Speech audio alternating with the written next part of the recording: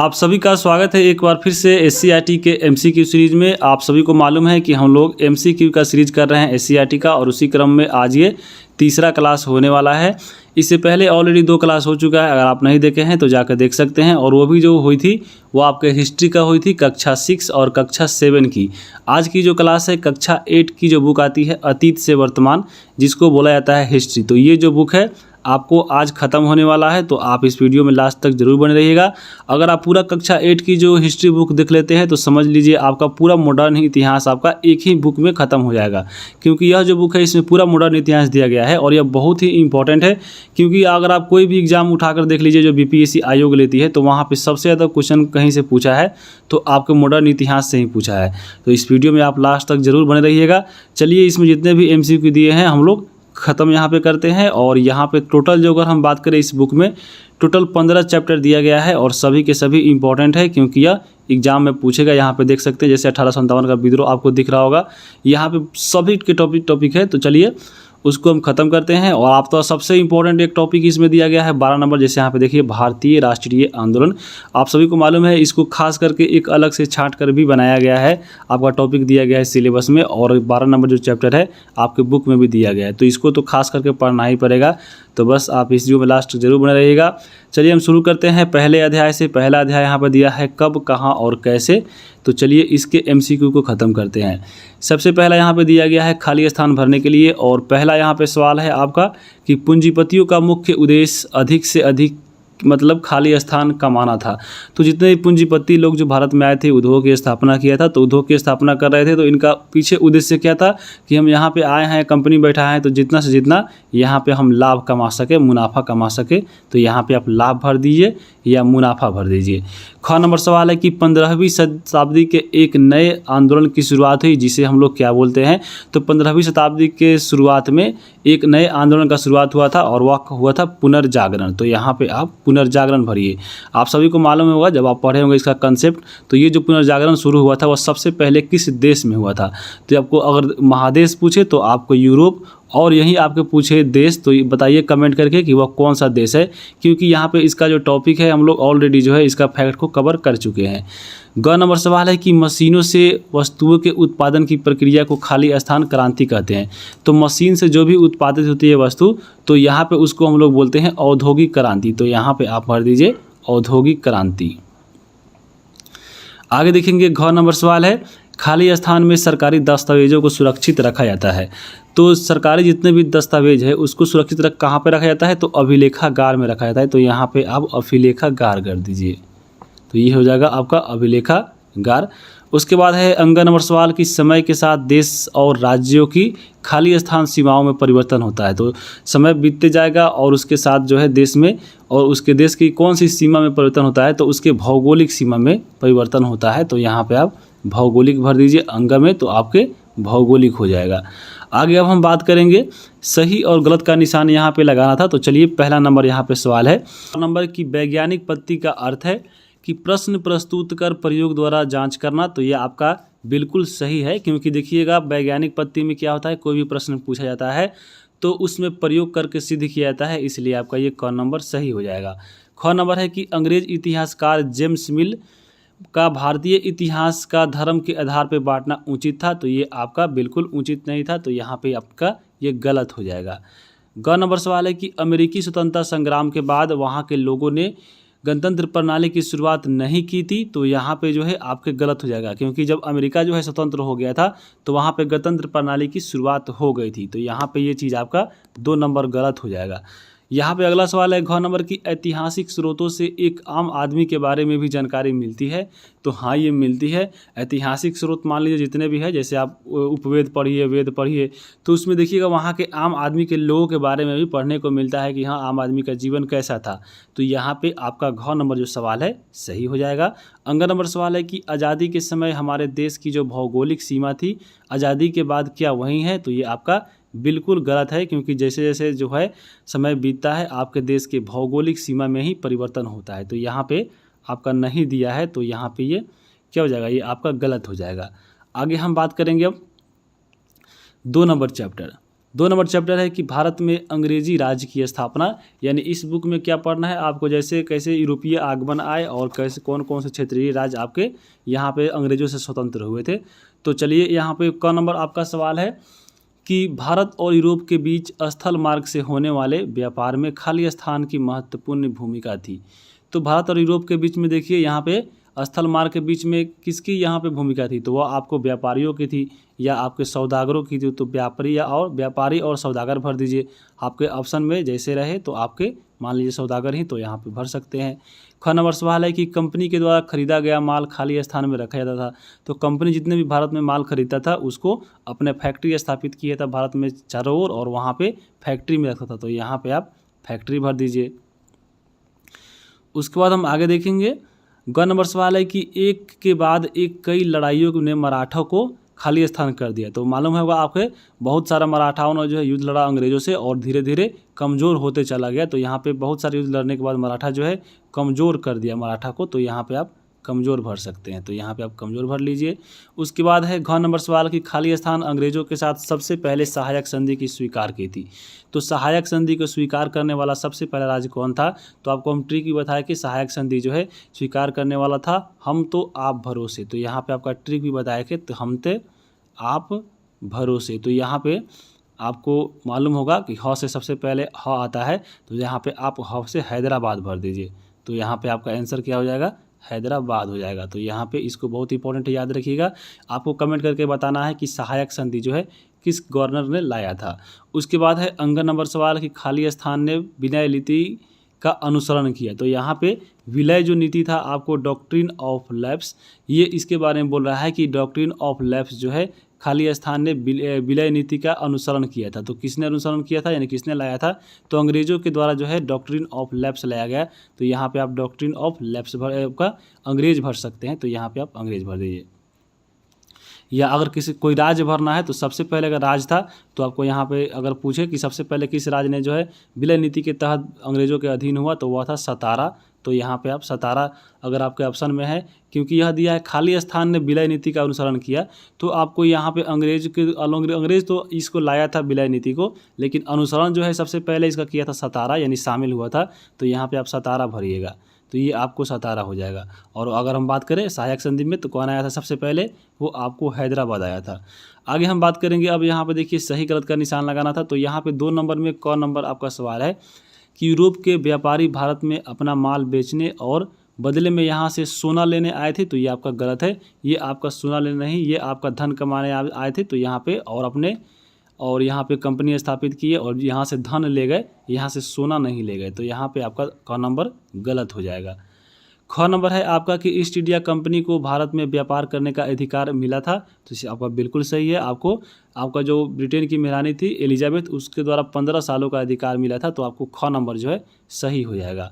ग नंबर आपका है कि भारतीय राज्य एकता के अभाव में एक से एक एक करके अंग्रेजी शासन के अधीन होते चले गए। तो ये बिल्कुल सही है। भारत में उस समय एकता नहीं थी, सभी राज्य जो है क्षेत्रीय राज्यों में बटा था, जैसे मराठा हो गया, अवध हो गया, बहुत सारे थे। तो यहाँ पे इसी की वजह से है यहाँ पे अंग्रेज शासन की ये अधीन करते गए। तो यहाँ पे ग नंबर भी सही हो जाएगा। कर मुक्त व्यापार से बंगाल का राजस्व काफ़ी नुकसान हो गया था। तो बिल्कुल नुकसान हो गया था, इसके वजह से वहाँ पे अकाल भी पड़ गई थी। तो यहाँ पे 5 का अंग का भी सही आपका जवाब होगा।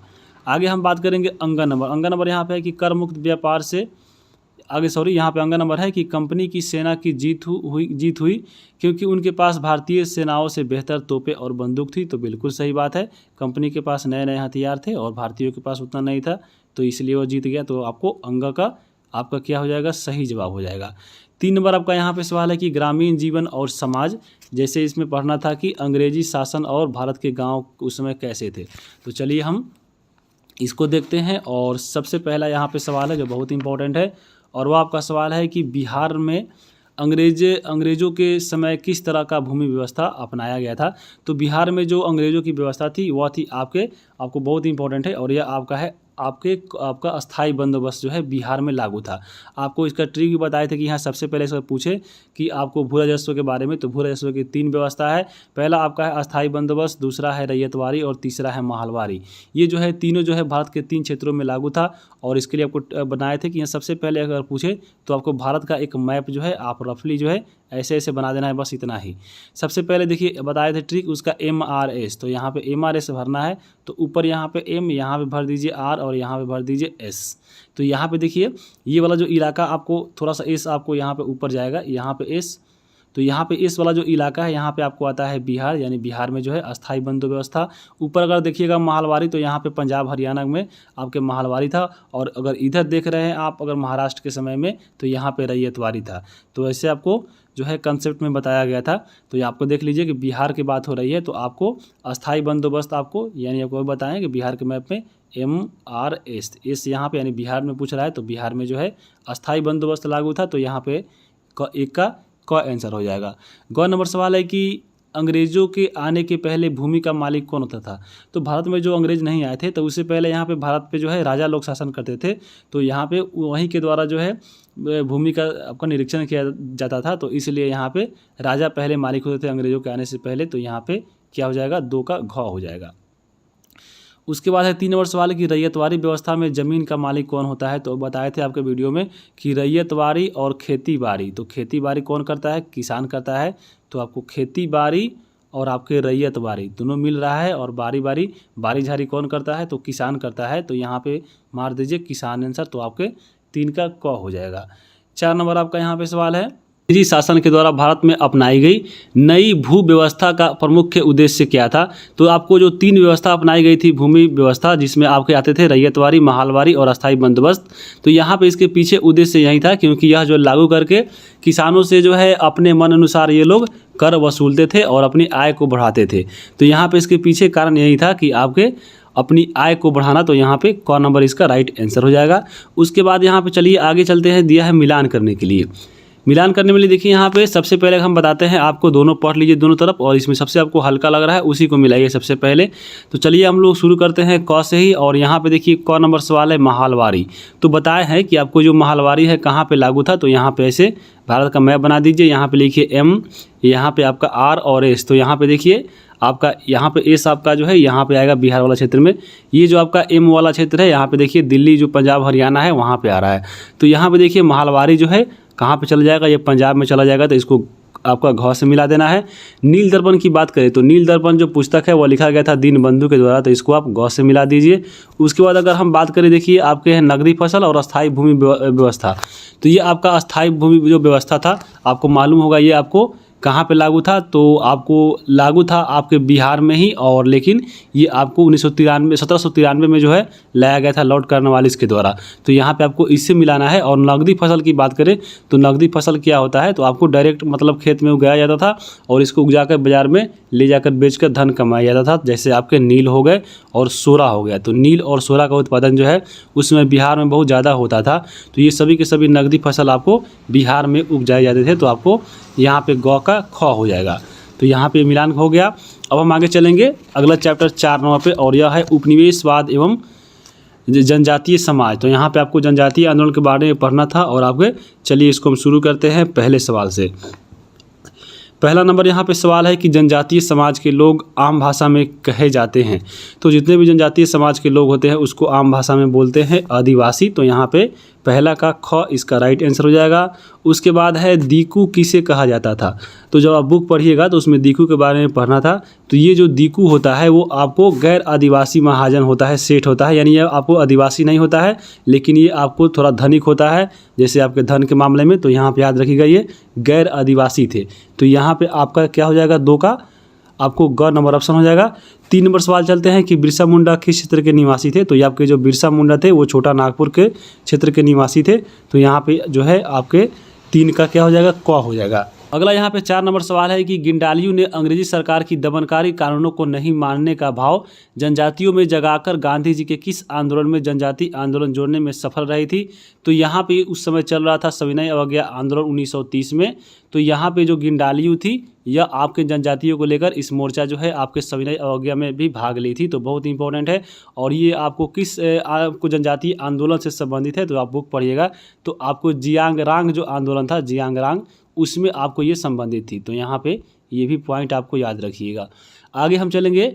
अगला नंबर आपका यहाँ पे सवाल है 5 नंबर की, झारखंड राज्य किस राज्य के विभाजन के परिणाम से बना है। तो आपको मालूम होगा बिहार से जो है 15 नवंबर 2000 ईस्वी को जो है बिहार अलग हो चुका है और यह आपके एक अलग राज्य बना था। तो यहाँ पे 5 का क हो जाएगा।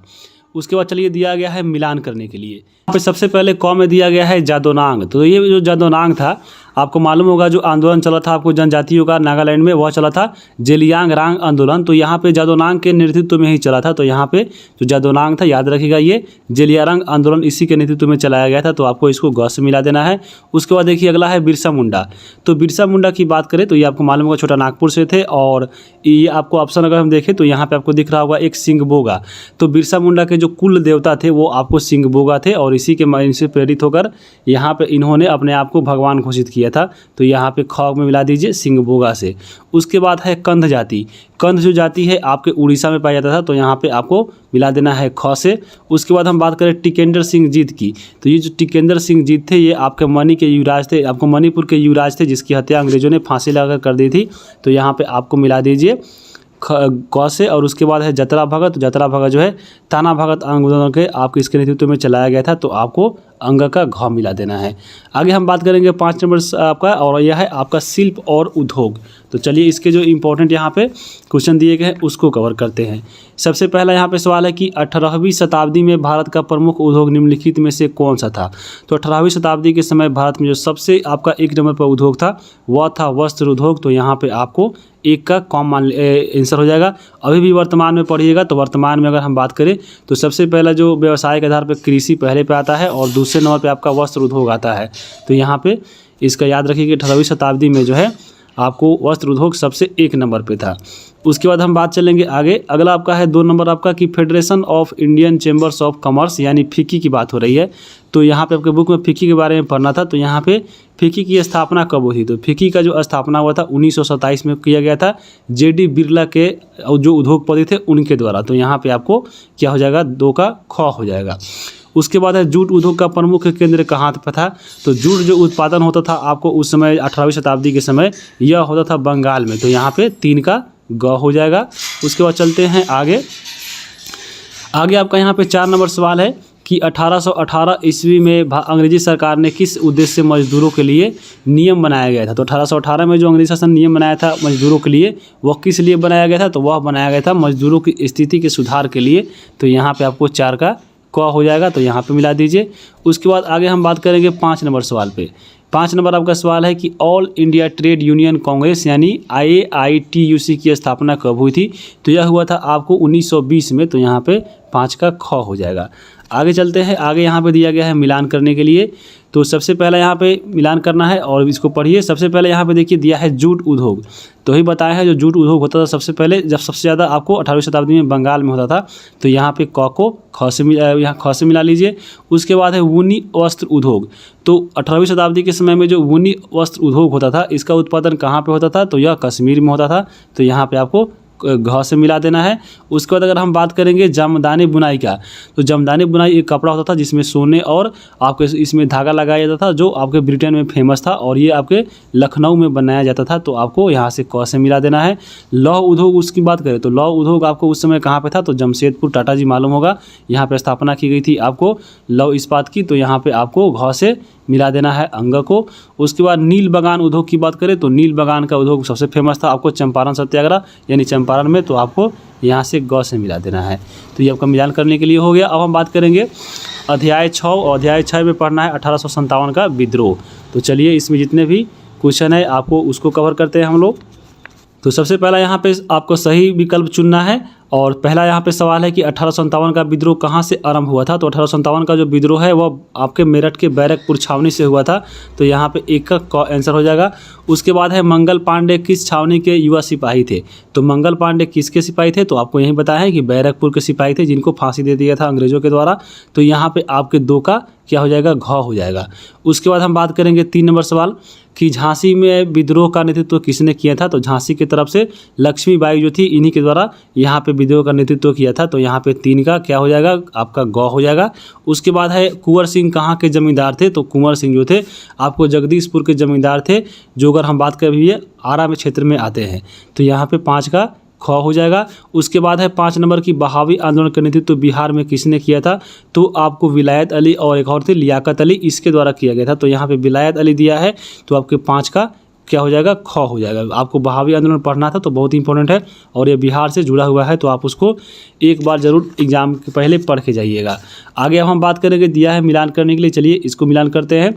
सबसे पहले यहाँ अगर हम बात करें, पहला यहाँ पे है जगदीशपुर। तो जगदीशपुर अभी बताए हैं किससे संबंधित था। तो आपको जगदीशपुर के नेता थे कौन, तो आपके कुंवर सिंह। तो यहाँ पे आपको ख से मिला देना है। उसके बाद अगर हम बात करें, अगला यहाँ पे है कानपुर। कानपुर से कौन थे, तो आपको कानपुर के थे आप कौन, तो यहाँ पे आपको ऑप्शन देखिए। और कानपुर की बात करें तो ये आपको नाना साहब जो थे कानपुर के तरफ से अंग्रेज़ों का नेतृत्व किए, अंग्रेज़ों के विरोध में यहाँ पर नेतृत्व किए थे कानपुर का, तो वह यहाँ पे नाना साहब हो जाएगा। उसके बाद है देखिए दिल्ली। दिल्ली से कौन थे, तो आपको दिल्ली में उस समय मुगल के शासक थे और वह थे बहादुर शाह जफर। तो यहाँ पे आपको बहादुर शाह जफर मिला देना है। उसके बाद हम बात करें लखनऊ का। तो लखनऊ से कौन थी, तो लखनऊ के आपके बेगम हजरत महल थी। तो यहाँ पे आपको अंगद से मिला देना है। उसके बाद हम बात करें माझा प्रवास की। तो माझा प्रवास जो है आपका, इसका स्थापना किया था विष्णु भट्ट गोडसे के द्वारा। तो यहाँ पे आपको यहाँ ग से मिला देना है, विष्णु भट्ट गोडसे। तो आपको यह सब देख लिए। आगे चलते हैं हम लोग। आगे आपका 7 नंबर है कि ब्रिटिश शासन एवं शिक्षा, यानी आपको ब्रिटिश के काल में जो आपके शिक्षा का जो जैसे लाया गया था अधिनियम, जैसे वुड डिस्पैच हो या कोई विश्वविद्यालय आयोग हो, तो यहाँ से आपका एग्जाम में जो है क्वेश्चन पूछेगा। तो यहाँ पे आपको ऐसे ऐसे क्वेश्चन जो है पढ़ के जाना है। तो चलिए इस बुक में देखिए आपके क्या क्या दिया गया है, चलिए उसको देखते हैं। सबसे पहला अगर हम बात करें, इसमें दिया गया है आपको सही विकल्प चुनने के लिए। तो चलिए हम इसको कवर करते हैं। और यहाँ पे आपका क्वेश्चन है पहला नंबर कि विलियम जोन्स भारतीय इतिहास, दर्शन और कानूनों का अध्ययन क्यों जरूरी मानते थे। तो यहाँ पे इनके द्वारा जरूरी मानना इसलिए था क्योंकि ये मानते थे कि ये अगर जो विलियम जोन्स थे वह भारत के प्रति इनका प्रेम था और इसी के लिए इन्होंने इतिहास, दर्शन और कानून को अध्ययन किया और ज़रूरी इसको मानते थे। तो इनके पीछे यही था कि विलियम जोन्स जो है भारत के प्रति ये प्रेम भावना रखते थे। तो आपको यहाँ पे ग नंबर आंसर हो जाएगा। आगे हम बात करेंगे अब 2 नंबर सवाल। 2 नंबर आपका यहाँ पे है, ये तो आपका हाँ पहला ही हो गया आपको, दूसरा नंबर सवाल इधर होगा। 2 नंबर आपका यहाँ पे सवाल है कि आधुनिक शिक्षा की भाषा किसको बनाया गया था। तो आधुनिक शिक्षा की भाषा किस भाषा को बनाया गया था, तो वह आपको बनाया गया था अंग्रेजी भाषा को। तो यहाँ पे आपको क्या हो जाएगा, 2 का ग हो जाएगा। एशियाटिक सोसाइटी ऑफ बंगाल की स्थापना किसके द्वारा किया गया था, तो ये आपको किया गया था विलियम जोन्स के द्वारा। तो यहाँ पे 3 का ख हो जाएगा। 4 नंबर यहाँ पे आपका सवाल है कि औपनिवेशिक शिक्षा ने भारतीयों के मस्तिष्क में हीनता का बोध पैदा कर दिया, गांधी जी ऐसा क्यों मानते थे। तो गांधी जी का मानना था यूरोपीय शक्ति का ये बहिष्कार करते थे और यहाँ पे मानते थे कि ये जो यूरोपीय शिक्षा है वह मस्तिष्क में हीनता पैदा कर रही है। और यहाँ पे आपके तो आंसर का सवाल क्या हो जाएगा, तो वो आपका हो जाएगा भारतीयों के द्वारा पश्चिमी सभ्यता को श्रेष्ठ मानने के कारण जो है यहाँ पे गांधी जी का यहाँ पे कहना था कि जो पश्चिमी सभ्यता का शिक्षा है वो आपको हीनता का बोध पैदा करती है। तो यहाँ पे 4 का क इसका राइट आंसर हो जाएगा। चलते हैं आगे। आगे नंबर यहाँ पे देखिए आपका भरना है खाली स्थान। तो पहला यहाँ पे है खाली स्थान नहीं, आपके ये जोड़े मिलाएं यानी आपको मिलान करना है। तो यहाँ पे पहला नंबर यहाँ पे क नंबर है कि विलियम जोन्स। तो विलियम जोन्स का मिलान करना है। आपको मालूम है विलियम जोन्स भारत के नहीं थे, लेकिन ये भारत के प्रति अपना प्रेम रखते थे। तो यहाँ पे ये प्राचीन संस्कृतियों का सम्मान करते थे। तो यहाँ पे आपको मिला दीजिए इसका प्राचीन संस्कृतियों का सम्मान से। उसके बाद है रविंद्रनाथ टैगोर। तो रविंद्रनाथ टैगोर को यहाँ से आपको मिलाना है। और आपको मालूम होगा रविंद्रनाथ टैगोर ने, अगर आप बुक पढ़े होंगे तो इसमें इनका कहना था कि इनके द्वारा जो शिक्षा की प्राप्ति करना है, तो ये इनका कहना था कि आपको अगर आप स्कूल में पढ़ाई कर रहे हैं तो जो स्कूल है आपके लिए वह जेल है, यानी जो आपका स्कूल है वह जेल खाना है। तो यहाँ पर इसलिए आपका चैनल का नाम रखा गया है जेल खाना, क्योंकि अगर आप स्कूल में पढ़ रहे हैं तो आपको जेल खाना वाला फील आएगा। लेकिन अगर आप ऐसे पढ़ रहे हैं तो जैसे मन करे जहाँ पे आपको प्रकृति में बैठ कर, खेत में बैठ के, छत में बैठ के जहाँ पढ़ सकते हैं। तो यहाँ पे आपको रविंद्रनाथ टैगोर जो है इनका कहना था कि आपको शिक्षा के लिए जो है प्राकृतिक परिवेश में आपको शिक्षा ज़्यादा मिलती है। तो यहाँ पे यानी सृजनात्मक विकास के लिए आपको अगर शिक्षा प्राप्त करना है तो आपको प्राकृतिक परिवेश में पढ़ना पड़ेगा, और इसलिए इन्होंने जो है आपको स्थापना किया था कहाँ पे, आपको यह बहुत इंपॉर्टेंट है ये, रविंद्रनाथ टैगोर के द्वारा शांति निकेतन का। तो यहाँ पे आपको रविंद्रनाथ टैगोर का यहाँ पे प्राकृतिक परिवेश में शिक्षा से मिला दीजिए। उसके बाद है टॉमस मैकाले। टॉमस मैकाले की बात करें तो ये आपको अंग्रेजी शिक्षा को प्रोत्साहन किया था, तो आपको यहाँ पे अंग्रेजी शिक्षा से प्रोत्साहन मिला दीजिए। उसके बाद महात्मा गांधी की बात करें तो महात्मा गांधी जो थे अंग्रेजी शिक्षा के विरोध में थे, तो यहाँ पे इसे मिला दीजिए। और पाठशाला की बात करें तो पाठशालाएँ जो है इसका संबंध आपको गुरु से है, तो यहाँ पे आपको गुरु मिला दीजिए। तो ये हो गया। अब हम चलते हैं आगे देखेंगे आपका 8 नंबर चैप्टर, और इसमें है जातीय व्यवस्था की चुनौतियाँ। तो चलिए इसको कवर करते हैं। और यहाँ पे देखिए आपके पहला नंबर सवाल है कि फूले के द्वारा किस संगठन की स्थापना की गई थी। तो फूले का मतलब यहाँ पे क्या है, यानी आपको ज्योतिराज फूले। तो ज्योतिराय फूले के द्वारा जो स्थापना किया गया था वह किया गया था सत्यशोधक समाज का। तो यहाँ पे ऑप्शन नंबर आपका ग हो जाएगा। आगे हम चलते हैं। अगला आपका यहाँ पे सवाल है कि गैर बराबरी विरोधी आंदोलन को केरल में किसके द्वारा प्रारंभ किया गया था। तो केरल में जो है एक आंदोलन प्रारंभ किया गया था, और वह आपका किया गया था नारायण गुरु के द्वारा केरल में। तो यहाँ पे आपको ख नंबर आंसर हो जाएगा। आगे हम बात करेंगे पेरियार के द्वारा कौन सा आंदोलन प्रारंभ किया था। तो यहाँ पे जो पेरियार थे, आपको ये दक्षिण भारत के रहने वाले थे, तो इनके द्वारा शुरू किया गया था आपका आत्मसम्मान आंदोलन। तो आपको 3 का यहाँ पे क हो जाएगा। 4 नंबर हम यहाँ पे आगे देखेंगे कि 4 नंबर आपका यहाँ पे सवाल है कि हरिजन सेवा संघ महात्मा गांधी के द्वारा किस वर्ष स्थापित किया गया था। तो हरिजन सेवा संघ की स्थापना की गई थी आपको 1932 में। तो यहाँ पे आपको क्या हो जाएगा, 4 का क हो जाएगा। उसके बाद अगला यहाँ पे है कि बाबा भीमराव अंबेडकर के द्वारा किस वर्ष बहिष्कृत हितकारिणी सभा की स्थापना की गई थी। तो हितकारिणी सभा जो बना था वह बना था 1924 में। तो यहाँ पे आपके क्या हो जाएगा, 4 का ऑप्शन नंबर ख हो जाएगा। आगे हम चलते हैं। आगे आपका यहाँ पे खालिस्तान यहाँ पे इसमें नहीं दिया गया था मिलान करने के लिए। तो अगर हम बात कर रहे हैं 9 नंबर चैप्टर यहाँ पे है कि महिलाओं की स्थिति एवं सुधार के बारे में। तो चलिए इसको कवर करते हैं। और पहला नंबर यहाँ पे आपका सवाल दिख रहा होगा कि स्त्रियों की आत्मसम्मान की स्थिति पर पहली बार किसके द्वारा प्रश्न चिन्ह लगाया गया था। तो यह आपका सवाल उठाया गया था अंग्रेजों के द्वारा। तो यहाँ पे आपका ऑप्शन नंबर क हो जाएगा, यानी अंग्रेजों के द्वारा ही स्त्रियों की असम्मान जनक स्थिति पे सवाल उठाया गया था। तो यहाँ पे पहला का क हो जाएगा, और आपको बुक पढ़िएगा तो फर्स्ट पेज में ही इसका आंसर मिल जाएगा। उसके बाद आप यहाँ पर देखिए अगला है 2 नंबर सवाल है कि शिक्षा किस वर्ग की महिलाओं तक सीमित रहा। तो शुरुआत में शिक्षा जो है स्त्रियों के लिए बहुत पाना कठिन था, तो इसलिए जो है यहाँ पे अगर हम बात करें तो यह उच्च वर्ग की जितनी महिलाएं थी वहाँ तक ही सीमित रहा था। तो यहाँ पे 2 का ग हो जाएगा। 3 नंबर सवाल है कि कानून के द्वारा सती प्रथा का अंत कब किया गया था। तो सती प्रथा का अंत किया गया था कब, तो आपको 1829 में। तो यहाँ पे आपका आंसर क्या हो जाएगा, 3 का घ हो जाएगा। और उसके बाद अगला है कि विधवा पुनर्विवाह के प्रति किसने अपना जीवन समर्पित कर दिया था। तो ये आपका किया गया था ईश्वर चंद्र विद्यासागर के द्वारा। तो 4 का यहाँ पे क हो जाएगा।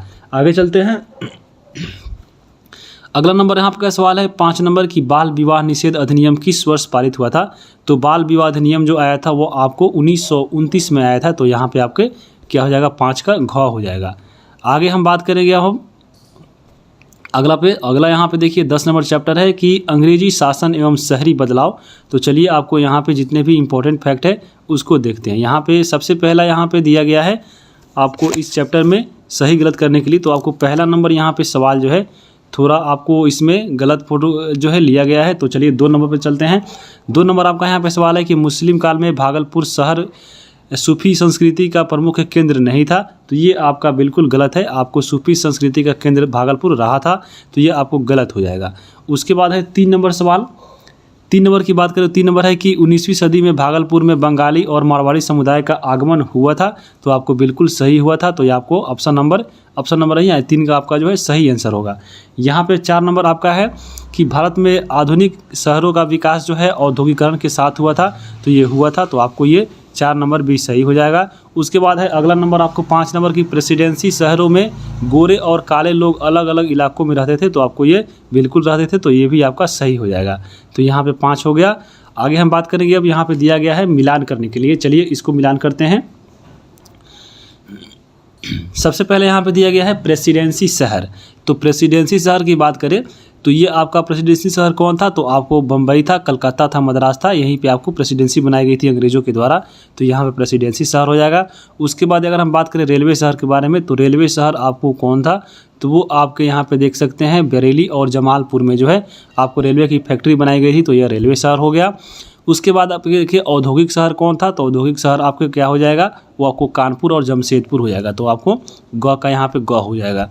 आगे चलते हैं, आगे आपके दिया है मिलान करने के लिए, तो चलिए यहाँ पे हम लोग मिलान करते हैं। और पहला नंबर आपको यहाँ पर इस स्थान में दिया गया है कि भागलपुर नगर पालिका की स्थापना खाली स्थान में की गई थी, तो भागलपुर नगर पालिका की स्थापना जो है किया गया था 1864 में, तो आपको 1864 भरना है। ख नंबर सवाल है कि भागलपुर में सिल्क कपड़ा उत्पादन का केंद्र खाली स्थान और खाली स्थान था, तो भागलपुर में जो सिल्क कपड़ा उत्पादन होता था अगर हम बात करें तो कहाँ होता था, तो एक आपको होता था चंपानगर में और दूसरा आपका होता था नाथनगर में, तो आपको चंपानगर और नाथनगर आपको यहाँ पे भरना था, तो आपको दोनों भर सकते हैं।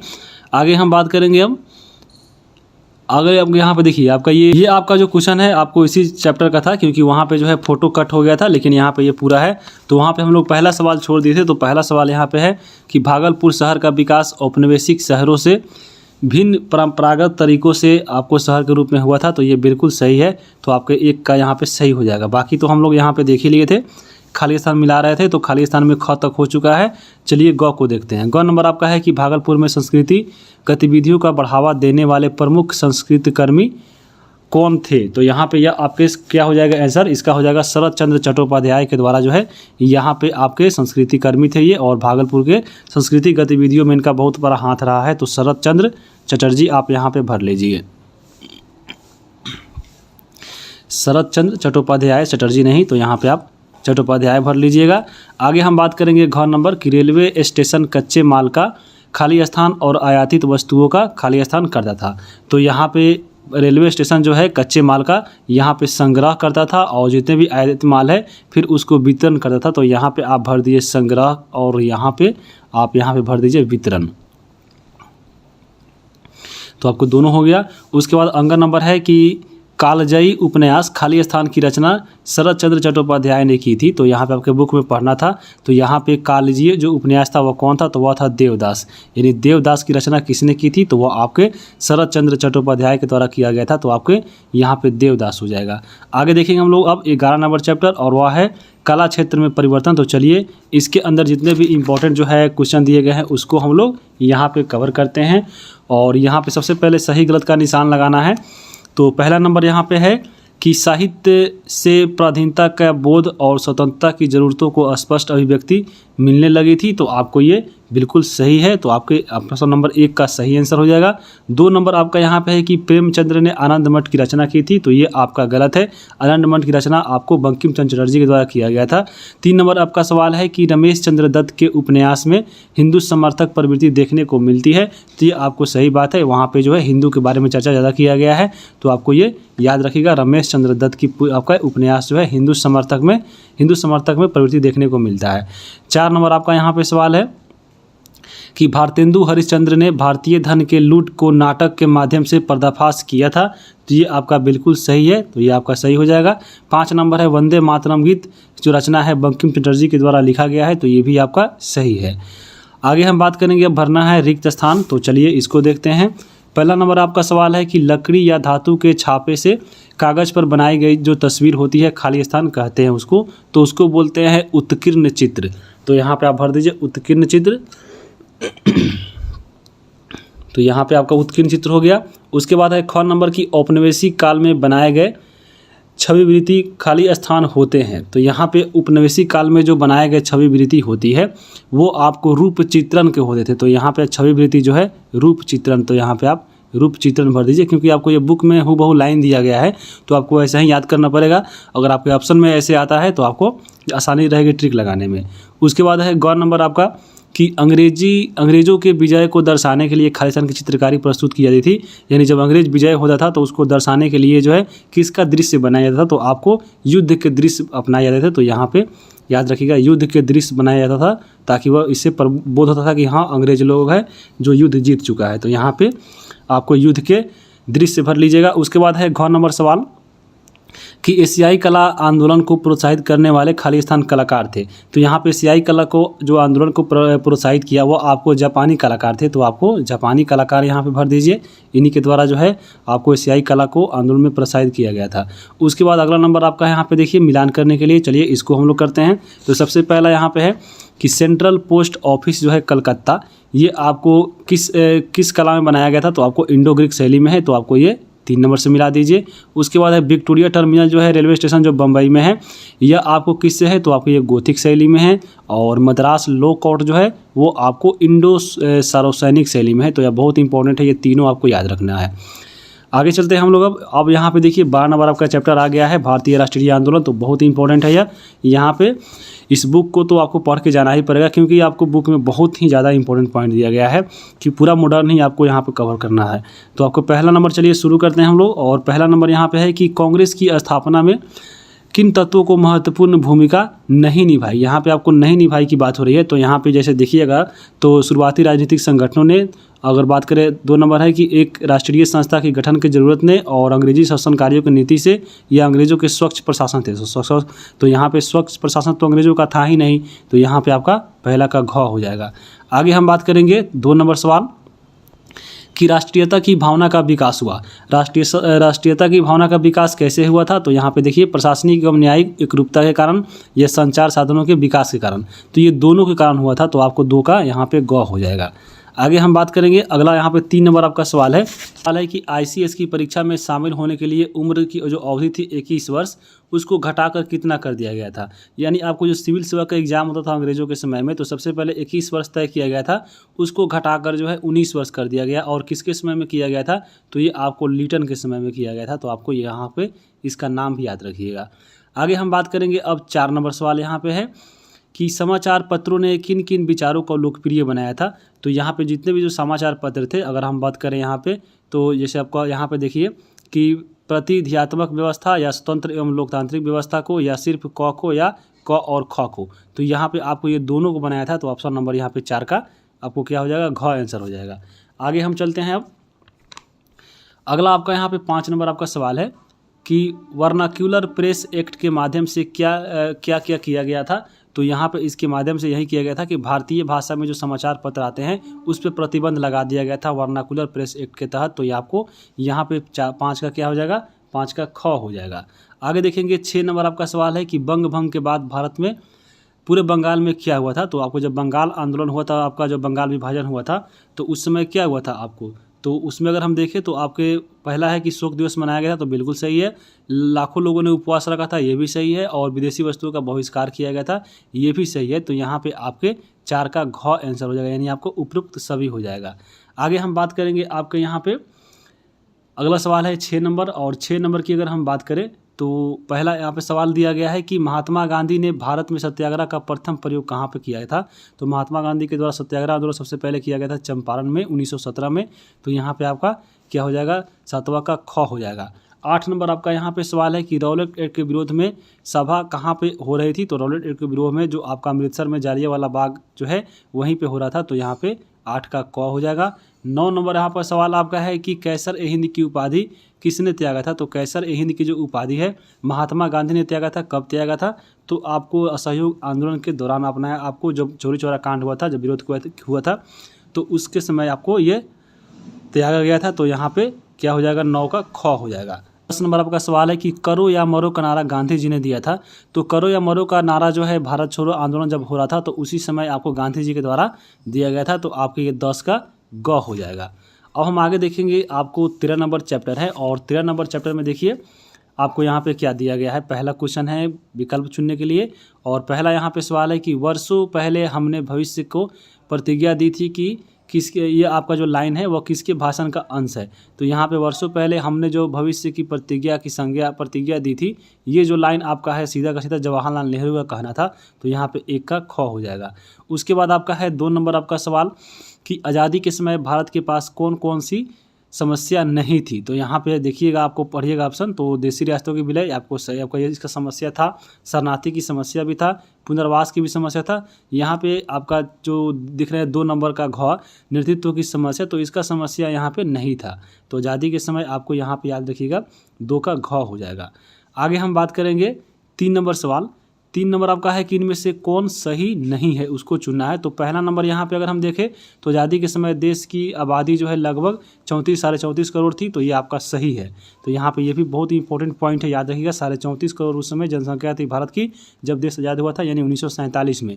तो ये आपका सही जवाब का है। उसके बाद देखिए ख नंबर है आपको कि भारत खदान के क्षेत्रों में आत्मनिर्भर था, तो ये आत्मनिर्भर नहीं था, ये आपका गलत हो जाएगा और यही इसका यानी 3 का जो है आंसर हो जाएगा। उसके बाद अगला इसमें दिया गया था 90% जनता जो है कृषि पर निर्भर थी, तो ये आपको ये बिल्कुल सही है। और भारत में उद्योग की कमी थी, तो आपको ये बिल्कुल सही है। तो यहाँ पे आपका इसमें चुनना था कि निगेटिव यानी नहीं था, तो आपको ये भारत जो है आत्मनिर्भर खदान के मामले में नहीं था, तो वह इसका ख आंसर हो जाएगा। आगे हम बात करेंगे 4 नंबर सवाल। 4 नंबर आपका यहाँ पे सवाल है कि विभाजन के समय सबसे बड़ी समस्या क्या थी। तो विभाजन के समय जो है सबसे बड़ी समस्या आपका यहाँ पे देखें तो धार्मिक उन्माद था, क्योंकि हिंदू मुस्लिम को लेकर यहाँ पे दंगा चल रहा था। और उसी के अनुसार आपको यह जो है आज़ाद होने के बाद 2 क्षेत्रों में बट गया था भारत पाकिस्तान, तो यहाँ पे 4 का क हो जाएगा। 5 नंबर है कि भारत के भाषा के आधार पर सबसे पहले किस राज्य का गठन हुआ था। तो भाषा के आधार पर गठन होने वाला पहला राज्य कौन था, तो आंध्र प्रदेश था। तो यहाँ पे 5 का ग मिला दीजिए। उसके बाद है 6 नंबर आपका सवाल कि अगर किसी उन पर थोपी गई तो बहुत सारे लोग भारत में अलग अलग जाएंगे, यह किसने कहा था। यानी आपको बोला था कि अगर हिंदी उन पर थोपी जाए तो बहुत सारे लोग भारत से अलग हो जाएंगे, तो यह किसका कथन था। तो ये आपको बहुत इंपॉर्टेंट है, और ये कथन जो था वह कहा गया था किसके द्वारा, तो ये आपको कृष्णमाचार्य जो थे उनके द्वारा कहा गया था। तो यहाँ पे जो है 6ठा का आंसर क्या हो जाएगा, आपको कृष्णमाचार्य के द्वारा कहा गया था। अगर आपको हिंदी किसी पे थोप रहे हैं तो आपके बहुत सारे जो लोग हैं आपको भारत से अलग हो जाएंगे, तो यहाँ पे घ आंसर हो जाएगा। आगे हम बात करेंगे, यहाँ पे अगला सवाल है 7 नंबर की संपूर्ण क्रांति का नारा किसने दिया था। तो ये जयप्रकाश नारायण के द्वारा दिया गया था, तो आपको यहाँ पे याद रखिएगा ये क नंबर आंसर हो जाएगा। आगे हम बात करेंगे, अगला यहाँ पे है 8वां नंबर सवाल आपका कि भाषाई आधार पर राज्यों का पुनर्गठन का किसने विरोध किया था। तो जवाहरलाल नेहरू ने भी किया था, वल्लभ भाई पटेल ने भी किया था, और यहाँ पे ये दोनों के द्वारा किया गया था। तो यहाँ पे आपको 8 का क्या हो जाएगा, ग हो जाएगा। 9 नंबर आपका यहाँ पे सवाल है कि पोखरण 1 का परीक्षण जब हो रहा था तो भारत में प्रधानमंत्री उस समय कौन थी। तो वह थी इंदिरा गांधी। तो यहाँ पे आपको ख हो जाएगा, क्योंकि यहाँ पे 1974 के समय में हुआ था, तो उस समय इंदिरा गांधी भारत के प्रधानमंत्री थी। 10 नंबर आपका यहाँ पे सवाल है कि संविधान सभा के अध्यक्ष के रूप में किसने हस्ताक्षर किया था। तो संविधान सभा जब बन गया था तो उस पर जो है अध्यक्ष के रूप में हस्ताक्षर किया गया था जवाहरलाल नेहरू के द्वारा। तो आपको यहाँ पे 5 का क्या हो जाएगा, क हो जाएगा। आगे हम बात करेंगे, अब आपका अंतिम चैप्टर है 15 नंबर, क्योंकि 14 नंबर चैप्टर में कोई भी जो है अभ्यास नहीं दिया गया था। तो चलिए हम डायरेक्ट चलते हैं 15 पे।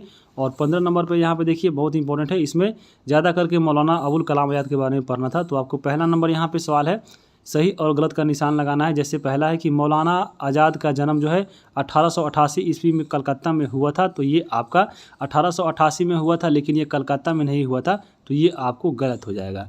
उसके बाद अगला है कि मौलाना आज़ाद मुस्लिम नेशनलिस्ट पार्टी के अध्यक्ष रहे थे। तो ये नहीं रहे थे, तो आपका ख भी गलत हो जाएगा।